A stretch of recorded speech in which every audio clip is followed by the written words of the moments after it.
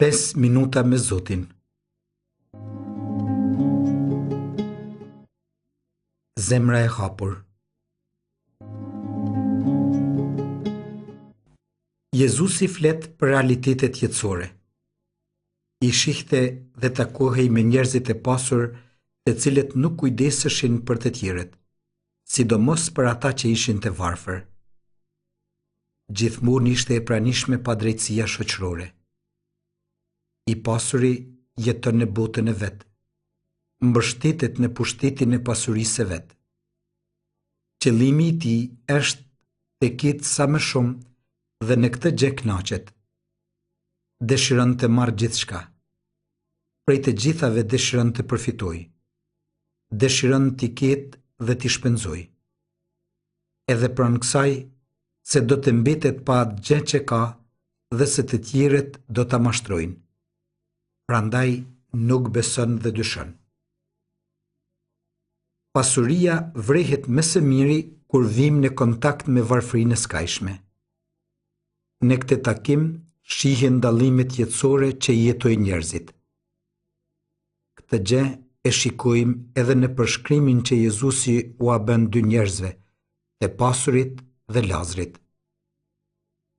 Derisa pasaniku harxhon në mënyrë të vazhdueshme për kënaqësinë dhe qefin e vet, Lazri nuk i ka as gjërat më të domosdoshme për jetë të denjë mbi tokë. Në këtë gjë është padrejtësia në shoqëri dhe këtu zbulohen strukturat mëkatare, të cilat njeriu pa brejtje të ndërgjegjës i ndërton dhe i paraqet. Edhe sot e kësaj dite ekzistojnë kështjellat e të pasurve, të cilat u ndërtuan në dëm të atyre që mbeten të varfër. Jezusi paraqet krejt tragjedinë dhe gjendjen e pashishme të situatës. Derisa njëri jeton në purpur dhe gostitet si një ditë për ditë, tjetri para derës së tij rri i shtrirë në varfëri dhe qend jalpin plagët. Nuk duhet të mos na prek ajo që ndodh rreth nesh. Nuk duhet të mësohemi se kjo gjë thjesht kështu është në jetë, por na duhet në mënyrë konstruktive të angazhohemi aq sa kemi mundësi që ta ndërtojmë shoqërinë gjithnjë me të drejtë. Kreshmet na thrasin që të mos harrojmë të shikojmë para derës sonë, sepse ndoshta dikush pret që t'i ndihmojmë. O Zot, i zbriten nga pasuria jote në varfërinë tonë që të na mësosh dhe të na nxitesh që të vim pas teje. Me jep që të jemi pasur me varfërinë tënde. Kur vdiqi varfri, engjëjt e çuan në prehër të Abrahamit. Tani situata është krejt tjetër.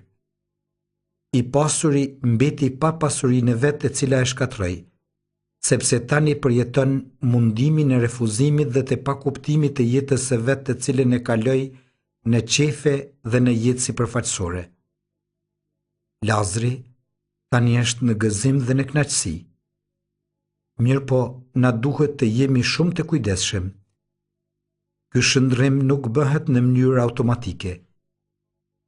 Nuk kuptohet vetveteu se në jetën tjetër gjithçka do të jetë ndryshe nga ajo që kemi jetuar këtu në këtë jetë e kalueshme. Gjithmonë është në pyetje hapja e zemrës ose mbyllja e saj. Kjo është bileta në gëzimin me hyin ose në shkatrim pa hyin. Lazri paraqet të gjithë njerëzit që vuajnë, që mundohen. Këta njerëz psojnë terrenat e pamëshirshme nga jeta, por ata janë të qëndrueshëm dhe nuk mallkojnë. Ecin përpara edhe pranë të gjitha fatkeqësive. Këta njerëz i çon përpara vetdia se qëllimi i jetës nuk është këtu mbi tokë. Të gjitha do të kalojnë dhe mua më duhet t'i duroj. Prandaj meritojnë gëzimin dhe harrinë e përjetshme. O Zot, ndihmoj të gjithë njerëzit që janë të varfër dhe vuajnë që të jenë të qëndrueshëm dhe mos ta humbin shpresën se një ditë do të plotësohen dëshirat e tyre pranë teje në amshim. I pasuri paraqet njerëzit të cilët mbyllin derën e zemrës para njerëzve që janë në nevojë dhe dëshirojnë të ngihen qoftë edhe me ato copa që bien nga sofrat e pasurve. Njeriu nuk është në rrezik që pasuria ta mbyll zemrën e tij. Njeriu është në rrezik që pasuria ta mbyll zemrën e tij edhe për hyin edhe për njeriun. Këtu ndodh gjykimi i përjetshëm dhe mallkimi. Sa e rëndësishme është që të lutemi që zemra jonë mos të mbyllet as para hyjit, as para njerëzve. Në pasuri dhe mirëqenie jetojnë edhe 5 vëllezër.